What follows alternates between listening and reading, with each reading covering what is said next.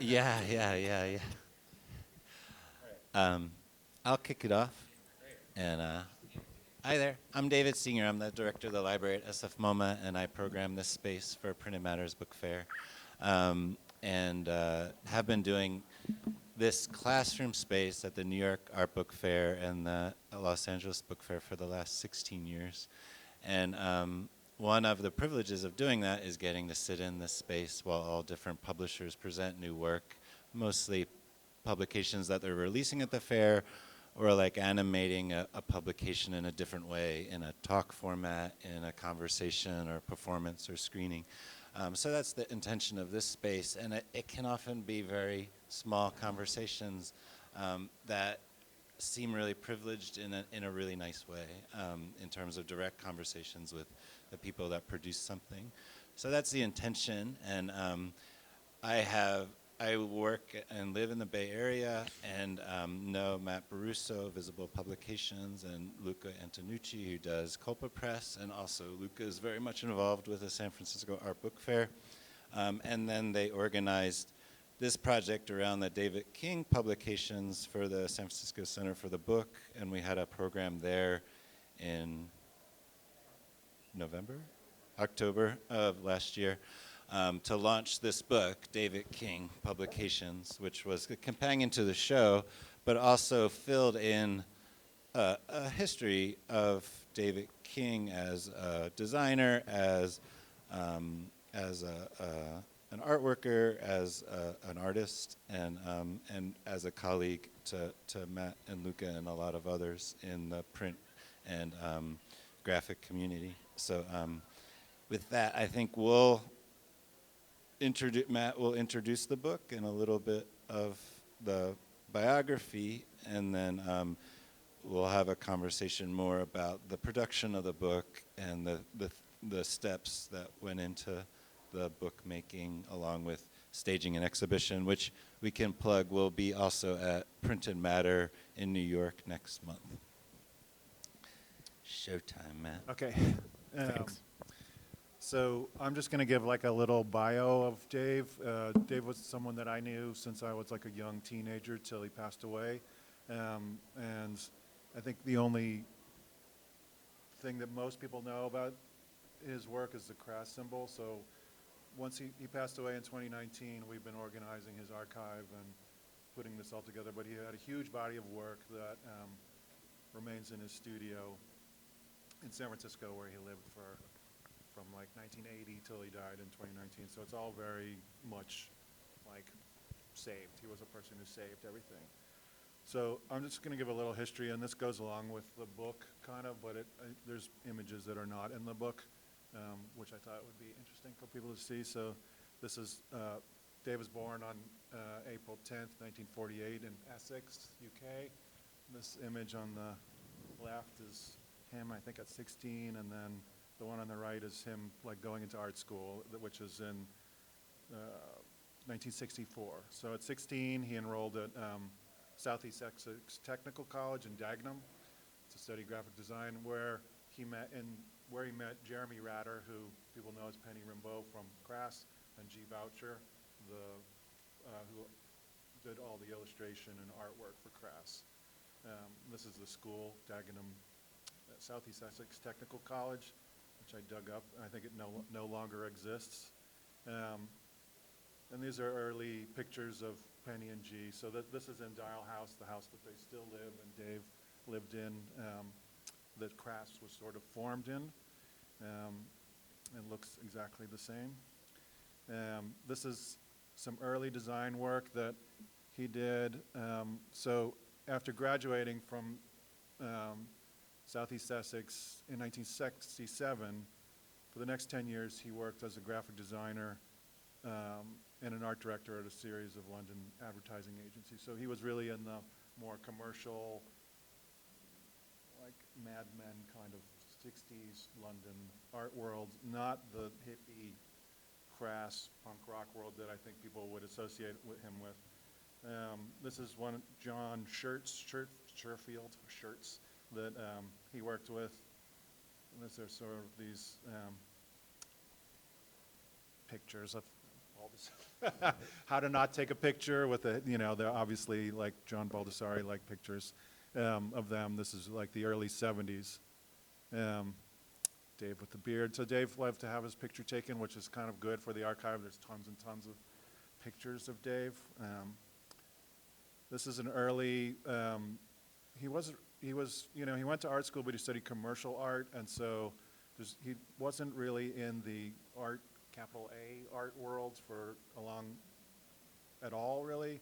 But this is one piece that he did for something called Art into Landscape at Serpentine Gallery in London, which is still a gallery, and this is a mock-up for this, giant mirrored cube that I'm sure some other artist has, or many other artists have made. And I think that's his father standing next to it as a model, his mother. So he used his family, I think, as models a lot in the early days. This is performance with Anthony McCall, the artist Anthony McCall, called Landscape for Fire, and this was part of ICE's International Carnival of Experimental Sound in 1972, which was like an experimental music festival that happened all over the UK, but mostly in London at the Roundhouse. And Dave was a participant in this, where they lit all these fires in the airfield in North Weald, which is nearby to Dial House. So I think, one of the things it's hard, I looked at a map recently, all this stuff is sort of happening in a very small circle of Essex, like right outside of London.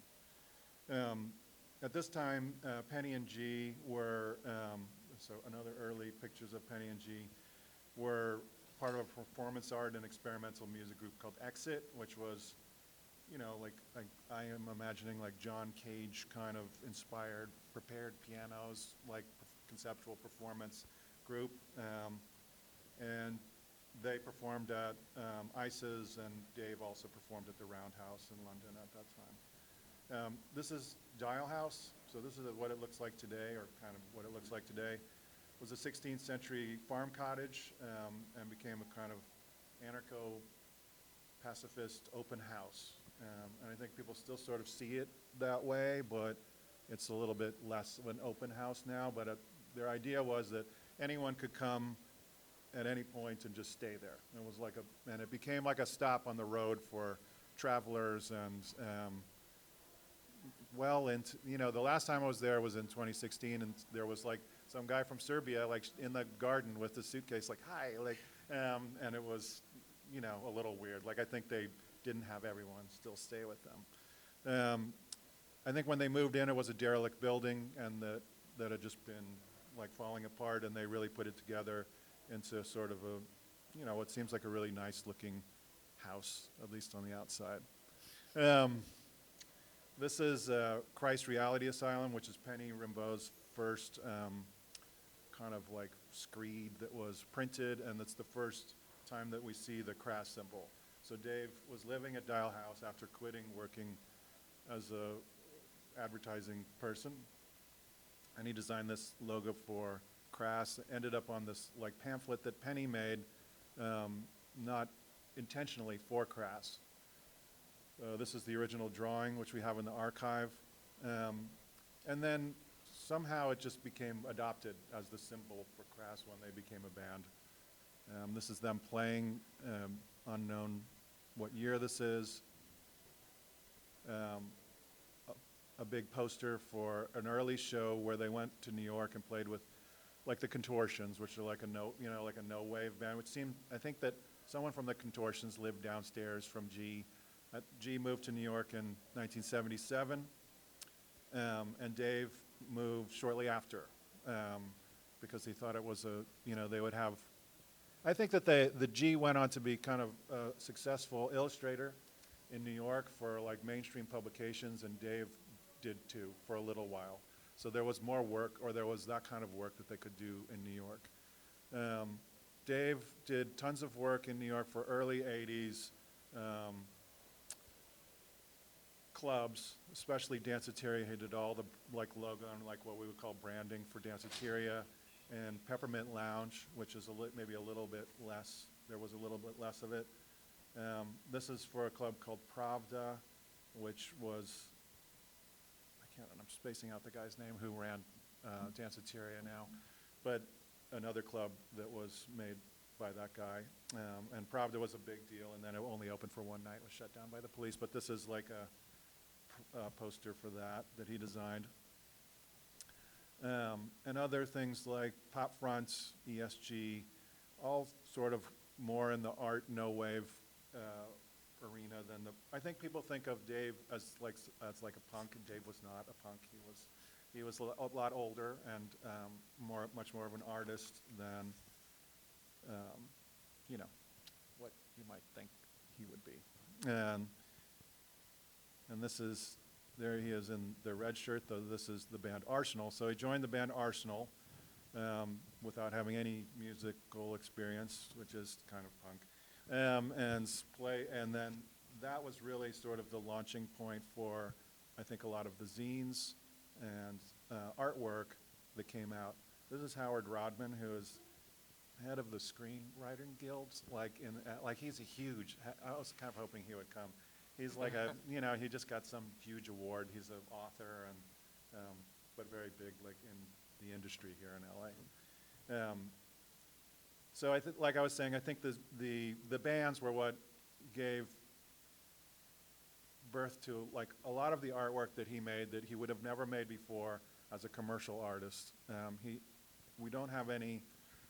We have very little work of his that was made. I don't know how you describe it, like of your own accord, like for his art for its own sake. And this had a purpose. So as a designer, I think he could still like see a way into this, but I think that he wasn't making stuff on his own before. This is Charlie Nash on the left, right. Dion, Dave's wife, and Dave in San Francisco. So they moved to San Francisco in 1980, and the band Arsenal that they were in became Sleeping Dogs. And as a part of that band, it became much more political, much more kind of associated with Crass, and they put out a record through Crass. But he also began making lots and lots of zines. So the early 80s were when we see all these zines, which are really kind of simple, maybe 1, 2, 4 sheets, collages, images juxtaposed next to each other that he just made at the copy shop. I think the copy machine was a really big innovation in the late 70s that really like pushed along a lot of this work as well. And so these are examples. I think I showed, when we did this talk that was kind of in the show, and these were things that were not in the show. As the 80s, and the bands went on to like, I would say the late 80s, to maybe like 88. And then when the band stopped, the zines really stopped. And he went back to school at the Art Institute, where I went to school and taught, and Luca went to school. Did you teach there as well? Yeah. And taught. He was there before we were. This is him with his photo class, Linda Connor, the teacher Linda Connor, him graduating, Fred Martin, who was the dean at the time. And so this is like this, he went back to art school to study let's just say fine art, as opposed to commercial art, which I think was very liberating for him. He just did all these different things that he would have never done. And I think he was obviously a bit older, but it seemed like a really creative time for him that turned into he studied with a lot of photographers like Todd Heido, and his work took a different turn. So this is, I can't remember this guy's name. Do you remember this guy's name? Scott Williamson, I think. Scott Williams, yes. And that's him like in selling his drawings or something like that. All those sort of vague things in the background are his drawings. So, after the Art Institute, I think that it sort of moved into the era of self-publishing, and this is one of the things that we were interested in this book and in his work. was the use of, and we'll talk about this, is the use of like the rise of Blurb and Apple Books and these sort of like what are not considered very nice, like kind of way. I don't know what's the way to say that. Like a print on demand. Print on demand, yes. So in the art book world, they're, I think, pretty looked down on. They're very consumer grade, and Dave was really into making books through, like just book after book through this sort of way, but I think of it as very close to like the copy machine. Like it's the obvious like next kind of step, you know? And so he would make all these different books that were about like a single subject, you know, this is all from Thunderbirds, and this is all from, like, I don't remember the movie, but like he would shoot frame after frame from the television and then break these up into stills and then turn them into books.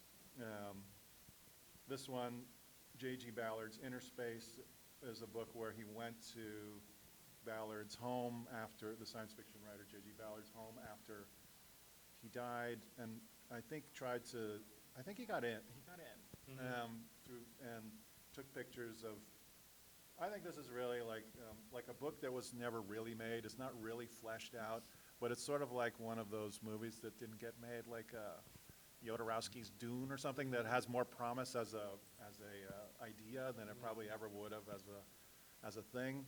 So these are just, I guess I just find these images evocative, like of Ballard's home, like where he was writing these books, and it's so sort of normal and also like shabby, kind of falling apart and moldy, and yeah, J.G. Ballard's stove. I don't know. It's just Is there one of the books that he would like put in between the rafters and then like Yeah, I drywall think I have over that. and then put more books yeah, in he front? would like stack the books. That was this whole, I don't know what was really going on there. So those were all, you know, he was making these books. He also did,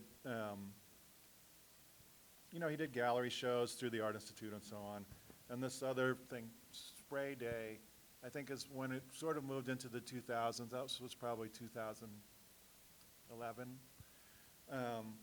There was kind of not a controversy, but a conflict over who owned the Crass symbol. And it was used by a fashion brand without permission, and there was a copywriting of the Crass symbol, at which point someone said that Dave wasn't the person who designed it, which obviously he was, and there was a whole big dispute. So I think he took this opportunity to sort of Claim it? Reclaim it by making all these different versions of it. And one of this was, the beginning was this Spray Day thing where people could come, and he brought his stencils, which you could use to spray paint your toilet seat or your T-shirt or whatever. And I think there's pictures of this. So this is at this place, Goat Blood, and what's his name? Matt Wobensmith is actually downstairs. This was his space, and these are just people like screen printing there. Stuff. And people became interested in him through these book fairs, which I think is important to sort of note as well, that there was a resurgence of interest in Dave's work, and it became kind of popularized through the printed matter fairs in LA especially. And so he made this book, Secret Origins of the Crass Symbol, through Ann Penn's. This is the hand kerning of the type. And then all these are like tests for other books. This book, Journey, which was published by Colpa. Colpa, I think, published like 5 books of Dave's. And Stencils, which was the last book that he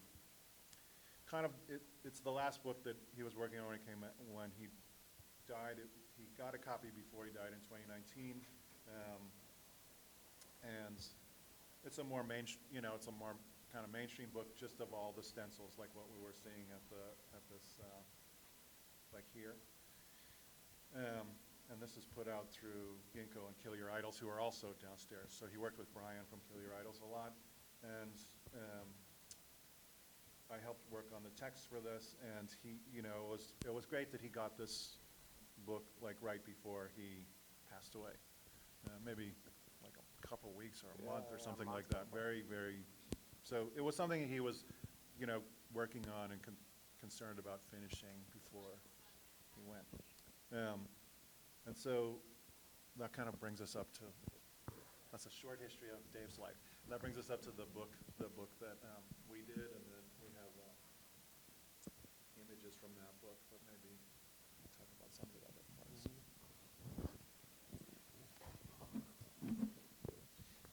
You were about to say something, Luca? Did you? no. Okay. No. Yeah, I think the thing that like we that was at the end of this was like David King's engagement with small press, like these fairs, and how people were using the book in these formats through small publishers like Luca at Colpa Press, and like seeing new access into publishing through this sort of another generation of people that were like working through the medium and finding new possibilities with it. And I think like the engagement I like am really I really am interested in when younger people find mentors or people that they know have this body of work, and how to engage with it to bring out new things into the world. And I think that was something that Luca really found with a dialogue with David King. So I think that would be like to touch on what Matt was discussing towards the end of the presentation would be a good way to like contextualize even having this talk at this kind of fair and stuff like that. Yeah, I think like the reason me and Matt wanted to work on this show together was that we were interested in the way that like telling Dave's story through sort of the eras of his artistic production. And one thing we noticed was how they were so related to, as Matt said during his presentation, like just what was the available like dominant technology of the time, and the kind of, and then by sort of default what the kind of like DIY thing that was available to him at the time was. And so we started to see this pattern of like the way he would approach his projects, which was very much reliant and responsive to that.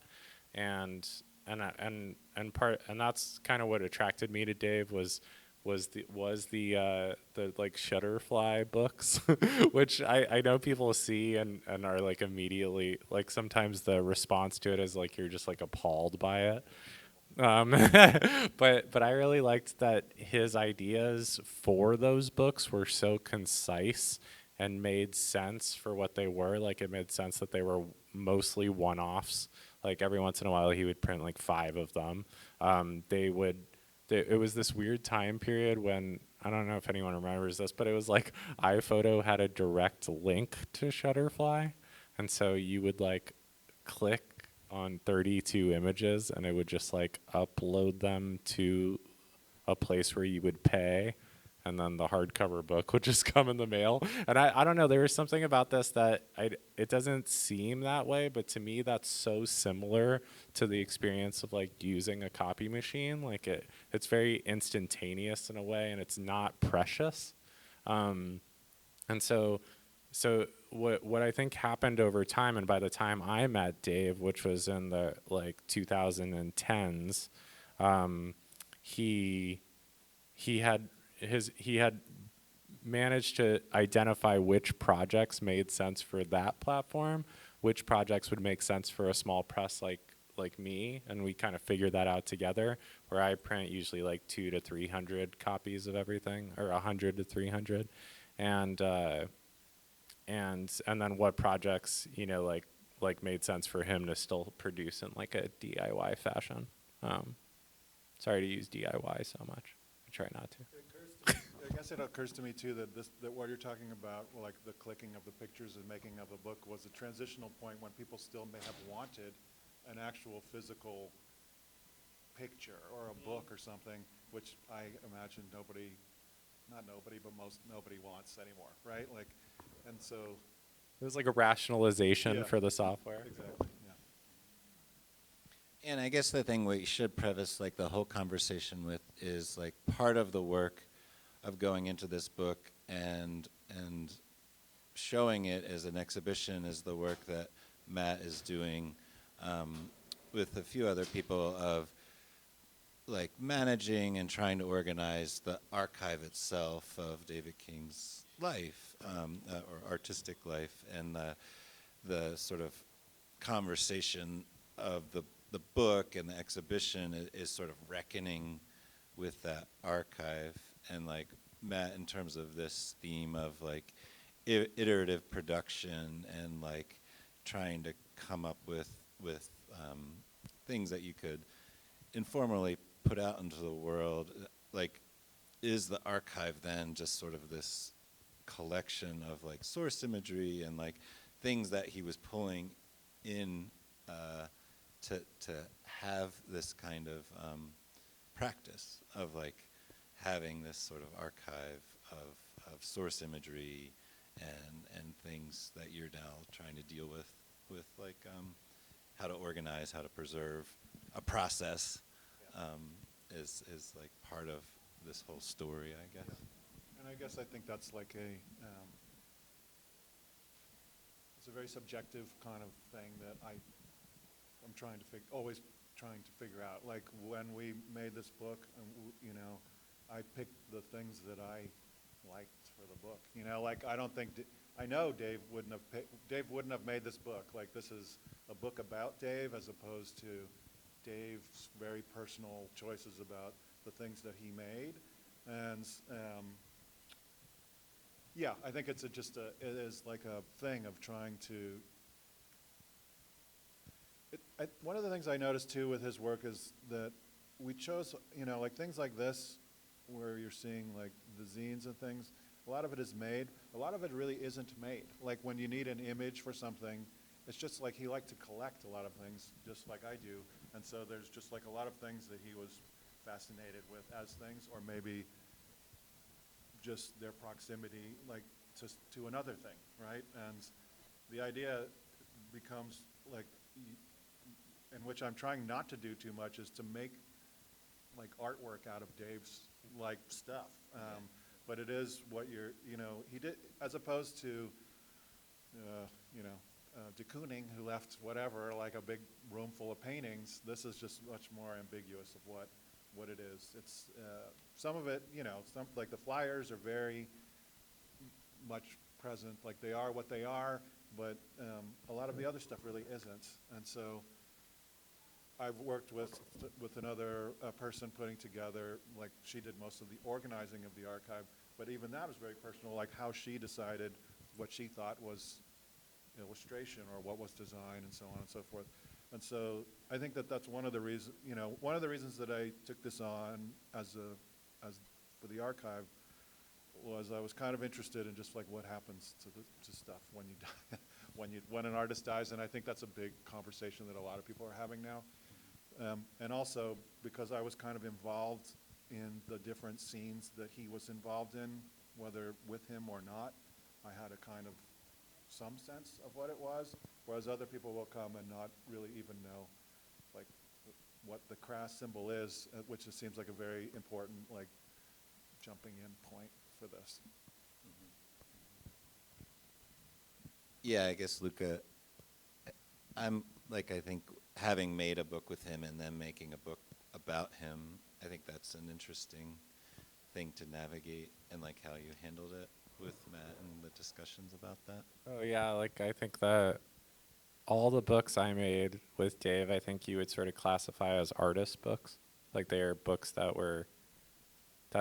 the book is the primary vehicle of the project. So like, for example, the first book we made together was called Scrapbook, and it was a literal translation of a scrapbook that was a series of scrapbooks that he had kept over his whole life.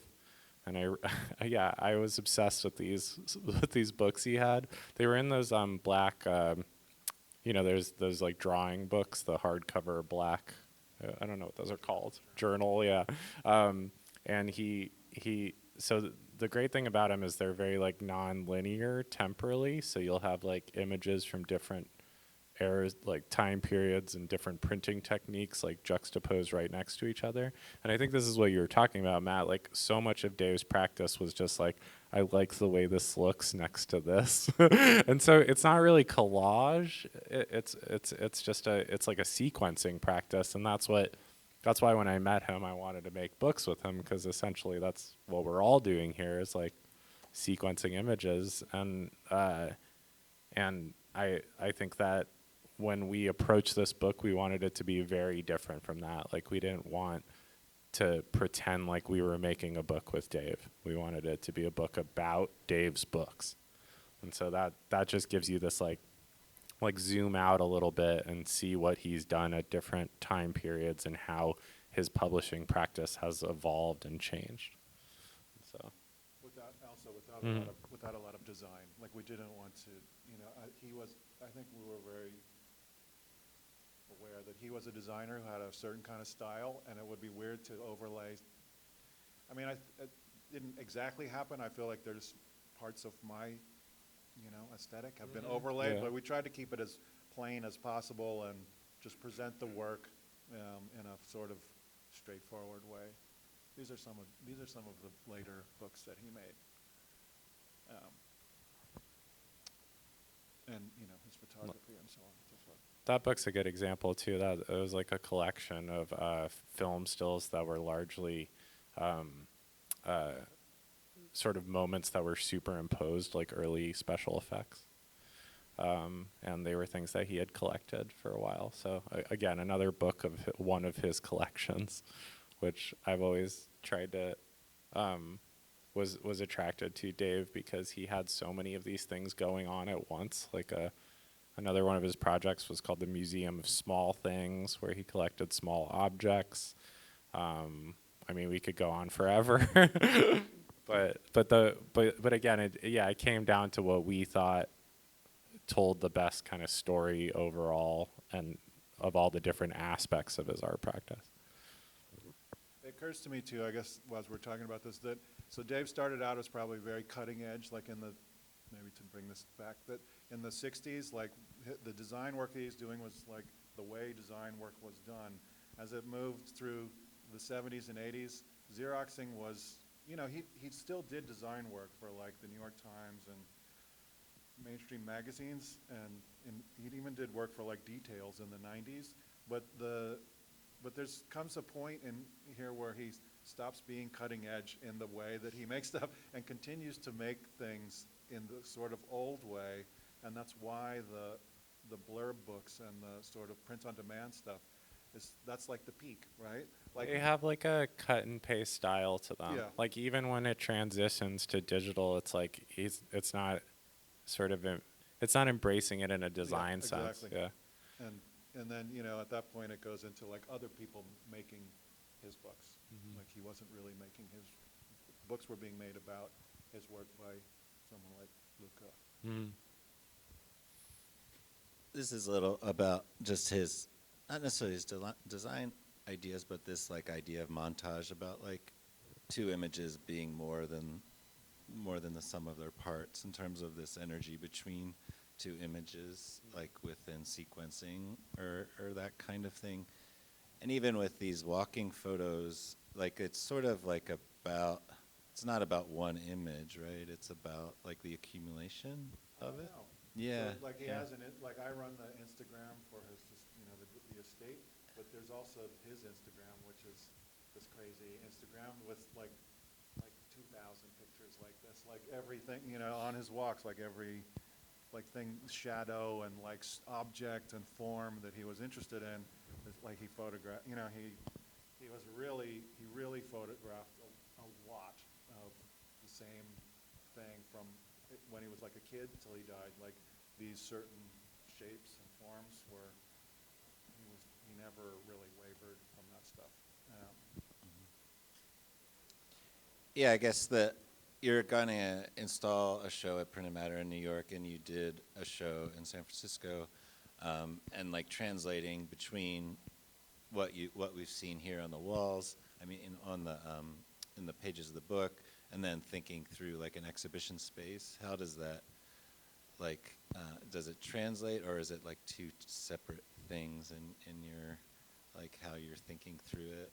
Like, like the experience of the show in San Francisco was one of documentation of a body of work, but also a sense of the unfinished works of like a weight of images that were accumulated. So it was like a balance between showing like the design work and the finished things, the products of his design work, but also this sort of some sense of the accumulation of things, and like laying in the, like, looming, or I think we tried to like, right, that was the idea with we had a wall in the exhibition at San Francisco Center for the book, that was like all photocopies of his, but they were, they were just like experiments. Like it wasn't a finished project. So we tried to hang them like, and sort of like in a haphazard way,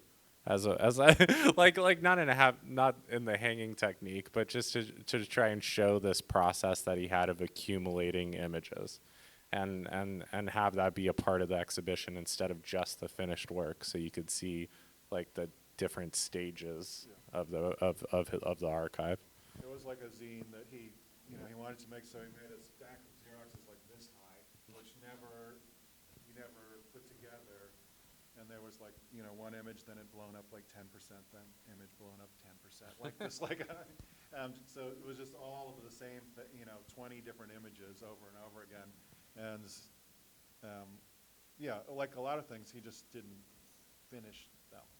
So we put it together as a thing. But I think we said this before, that like, so he left a lot of work, but he wasn't an artist in the sense that, although he did do a lot of sculpture sort of at one point, he didn't leave a lot of things that we would think of as like a painting or a drawing that you would see hanging on a wall. So we have to kind of make stuff for that. And I think the thing that we're doing at Printed Matter is just like, I don't know, there's like 20 vitrines at Printed Matter, so it's a really different show where a lot of not totally different, but a lot of the stuff is just in a vitrine, the way you imagine seeing it in a museum, whereas the one at Center for the Book was, we had like 4 big walls to fill up that we didn't, and there's a very practical reason for that. Yeah. I think we're getting to the end of the time. You can ask the 5 people here Yeah, questions. yeah. We have the privilege of having a small group, so feel free to interject too.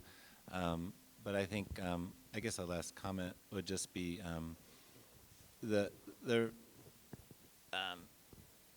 with these kinds of sort of surveys of someone who, especially someone who passed, I think it can take academic forms. It takes sort of these historical forms or design history forms where it's sort of like earnest scholarly stuff.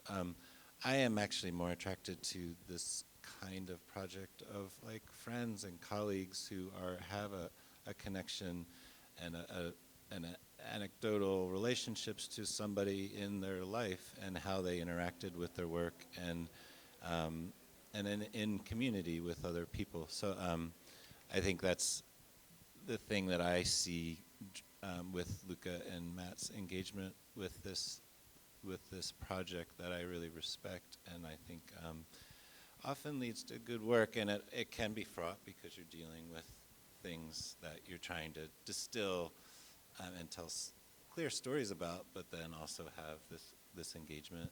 So not a question to end on, but just like trying to convey that to the audience and to you, it's an interesting way of working. It doesn't come up a lot in life, but when you can do it, it seems really valuable.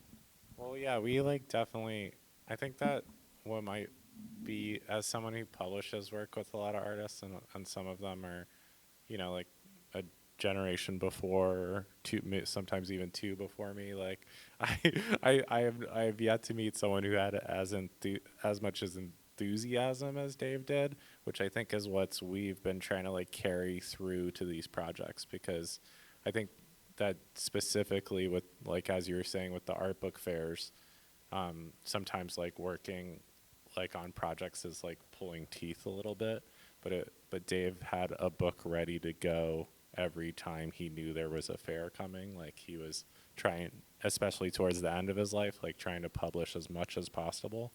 And so we just wanted to keep that momentum going. And I agree, like, I'm glad that it's me and Matt doing it, who are his friends and colleagues, you know. Or colleagues is the wrong word. Contemporaries. Like, we worked with them, whatever that word is. That's colleague. Yeah.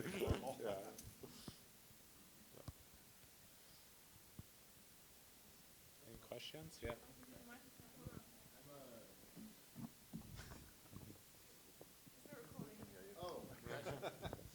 Hello? Is it on? Okay. No cool. pressure. Hi. You mentioned he was a big collector. You mentioned you yourself were also a big collector. I don't know. I'm a big collector. I have a ton of I have normal things like, vintage punk zines and vintage flyers. Then I also have strange things like I collect vintage locks because I got really into lock picking last summer, so I started collecting that.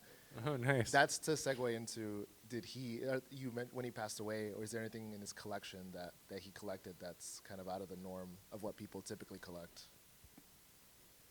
What do you think's the weirdest thing? That's a good question. Yeah.